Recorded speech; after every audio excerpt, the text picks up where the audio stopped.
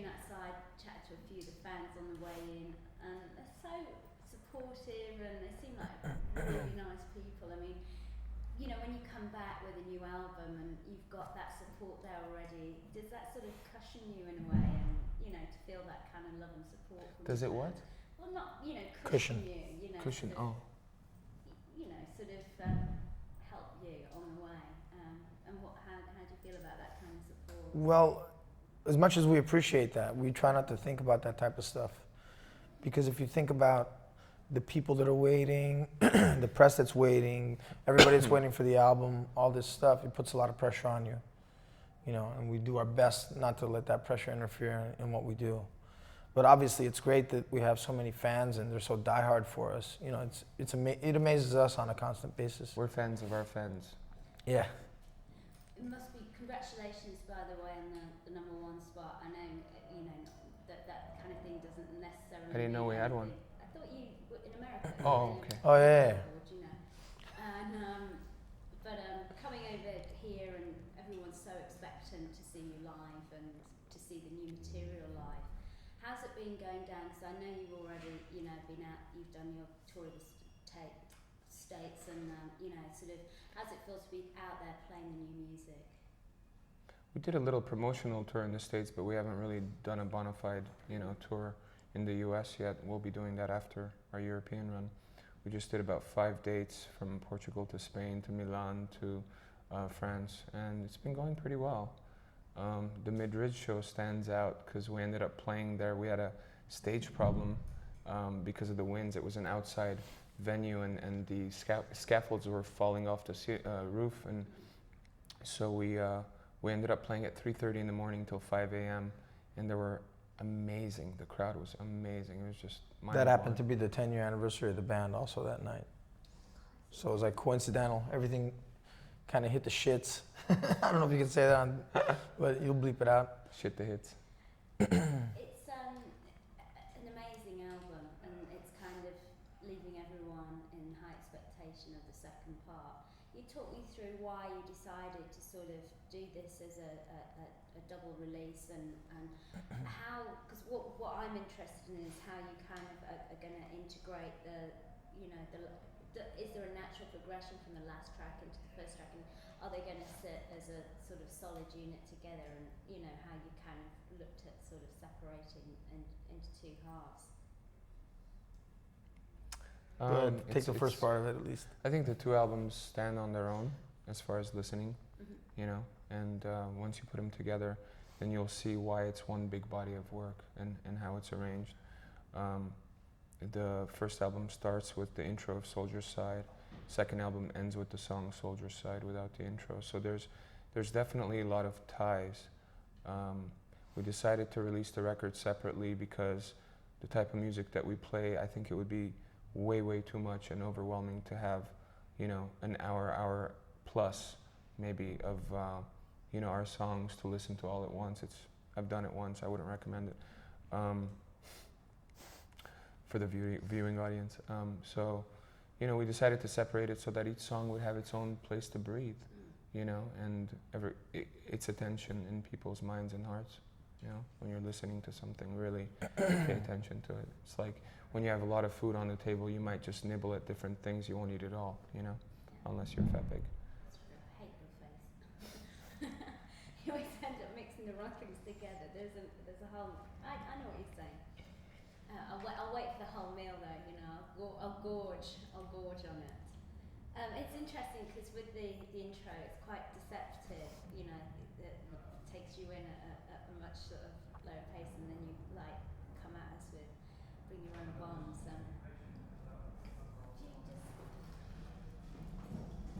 We've been studying institutional deception for a while, and we're administering it to our audience. People are saying that, you know, possibly this is what people are going to identify as the most political song on the album. Whether or not it is, I'm sure, you know, there's many levels to it. Does that sort of not annoy you, but when people sort of look at you and sort of say you are a political band, and how do you feel about that? And do you think too much sort of accent is put on that? If no one ever wears red clothing and you have a little patch of red on your clothes, you'd be the reddest person in the room. Okay. Let me think about that. Yeah. Okay. Let that sink in. No, sometimes you have to. I know what you're saying, but at the same time, you know, people always try and they like to pigeonhole and they like to Right. sort of, you know.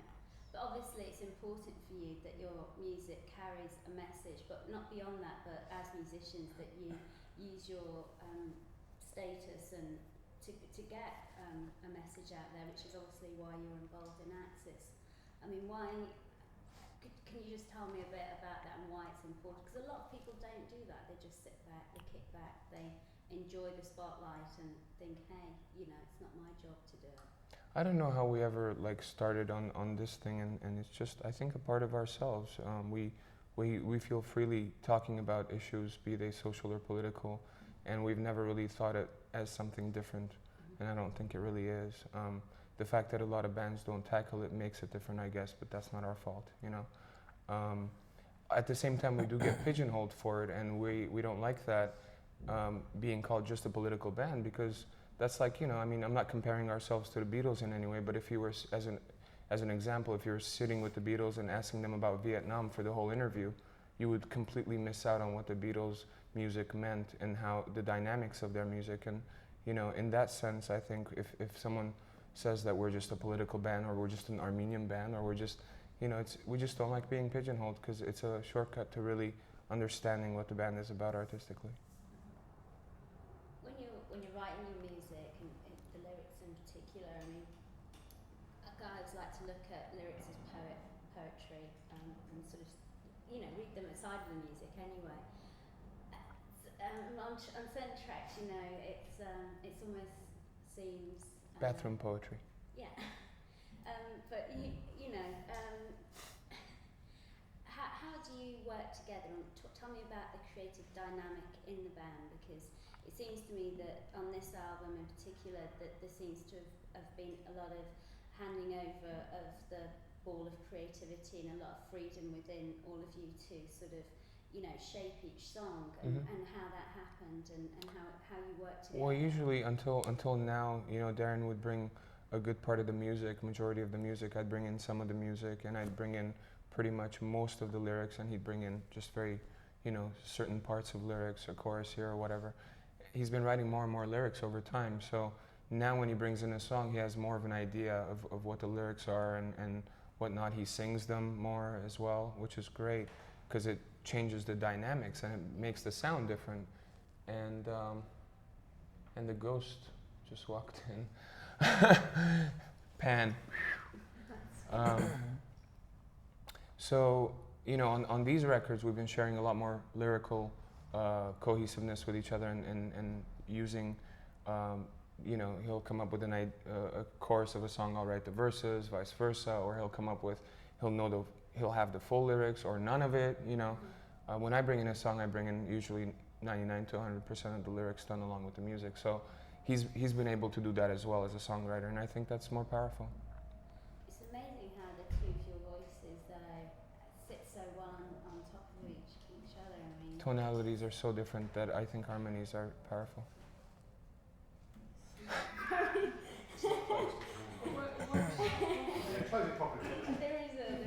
There is something good.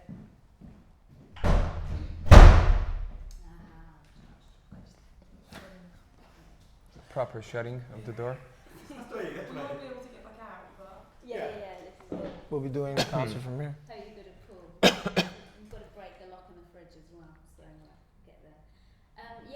Sorry, we were just talking about it's okay. the tonality and the harmonies and how that works. And were you quite happy to sort of to give and, you know, take that vocal? I mean, I don't know about sort of ego in a band and how, I'm sure that, you know, but, you know. Yeah, to me, I've never, when I play music, I don't think of myself, I think of the music.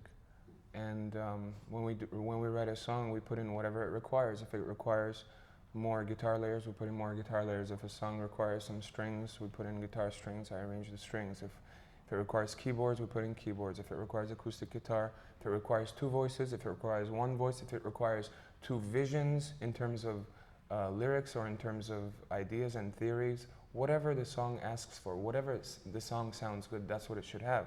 And that's how we go about it. It's like, it's a kitchen. It's not about the chef necessarily making everything himself or whatever. It's about making the food great. Always a food analogy with us. Yeah, I know. It's the Armenian thing. It's like the ingredients, the sprinkling, the magic. Food or shit. We're big eaters. Negative food or positive food. Just going back to the success already of the album, what does it mean to you, or what doesn't it mean to you to take that #1 slot again, and especially kind of like, you know, when you look at something like Billboard. What are you saying, I'm #1? No, you are #1. You're not necessarily getting the airplay that certain other, you know, you're not afforded that airplay that sort of easier tracks might get and pop tracks, and you know, and yet, you know, you've just cleared in there and Is it raining again in London? it's Jeez. Told you. We're surprised. It was a beautiful, warm day. Suddenly, bam. I think people should smile more here. That's what it is. Stop singing, that's what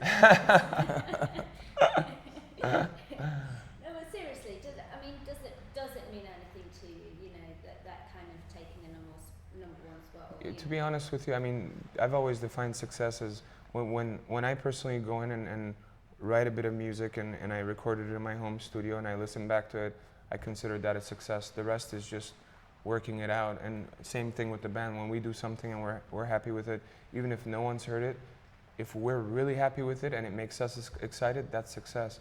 The rest is marketing and promotion and, you know, going out there and performing and letting people share that special thing with you, which is also important, but it's not success. I think someone's taking a piss on top of the ceiling. A It's a successful successful piss. God. We were never supposed to be successful anyway. Ever since the beginning of the band, people would tell the band how to sing, what to do, what not to do. They told the band to take small record deals because that's all you're gonna get, you know. I always like to think that the radio and MTV and media basically kind of conform to system as opposed to system conforming to it. And if you want to base something on our success, that would be it, you know. Because we take chances, we don't walk the same line that everybody else does. We just walk our own path, you know. Nice one. That's no ghost.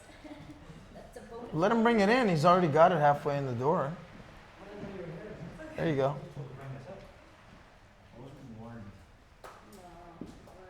You were concentrating on your collar again, weren't you?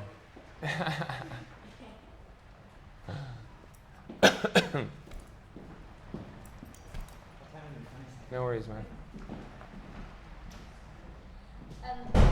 From what I've seen outside, your fans are going to be getting pretty wet, but you've got a pretty intelligent bunch of kids out there, and the thing I think about the kind of music you present, it provokes thought and question, and whether or not people find an answer, it doesn't matter. At least it, you know, makes people think. That's not for everybody though. You know, there's a lot of fans and a lot of people that just listen to our music for the enjoyment of the experience of listening to music. You know, they don't really concentrate on content. And that's okay. We don't want people to think there's a certain pattern you have to follow to listen to System of a Down. You know, some people are really into whatever message they get out of it, and some people could give a fuck, you know? But the music is catered for both, you know, and the in-between that exists between them.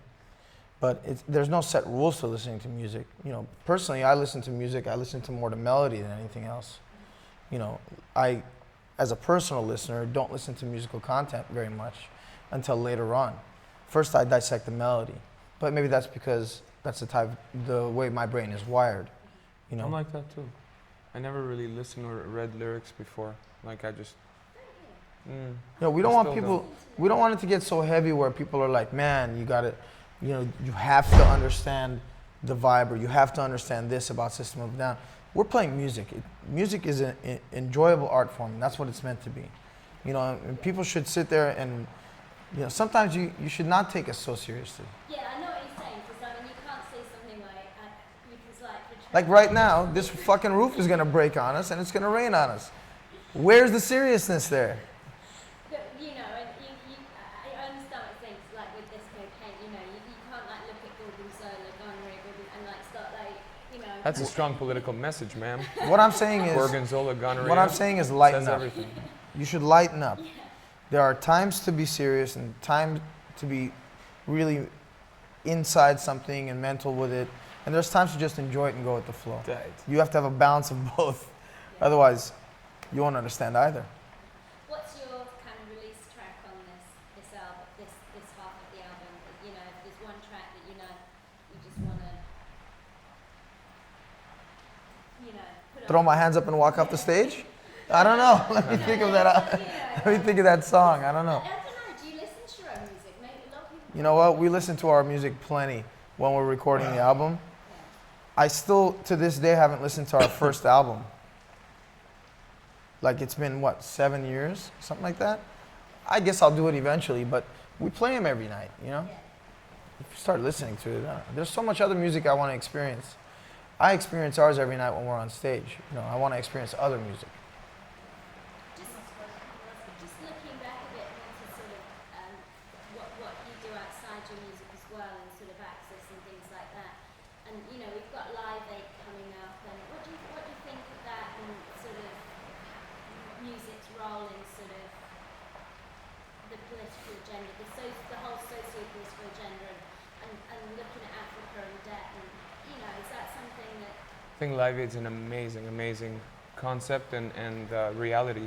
What Bob's done and you know, all these bands that have contributed their time and efforts and the whole cause of, you know, relieving third world debt, I think is really important. In terms of artists and their responsibility, I never really thought anything's a responsibility per se. Why shouldn't a plumber have the same responsibility as a musician, you know, or whatever? I don't think it's a responsibility. I think that maybe people that focus on the arts are a bit more sensitive to their surroundings, not just their immediate surroundings, but their global surroundings. And in some cases, that might lead them into wanting to make certain differences, and they have a reach that most people don't enjoy or are privileged to in terms of communicating with people.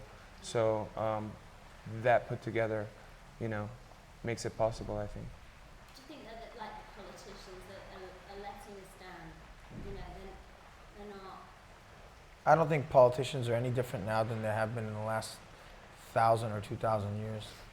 They always, in effect, lie to the people to get into position, and then they basically, whether it's nobles or corporations, they're making the rich richer, which is the people that put them in power in the first place. So, But it's also the ethos of modern civilization, you know? what does ethos mean?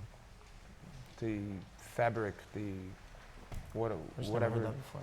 Like this. Greek. Like sounds tight. I think, you know, I think a lot of people may think that they're doing the right thing by supporting globalism in its current form, by doing a lot of the things, even wars. Like President Bush probably thinks he's doing the right thing, even though everyone thinks he's nuts. So it's a byproduct of modern civilization. I think we've lost our sight. We've lost our raison d'être in some ways.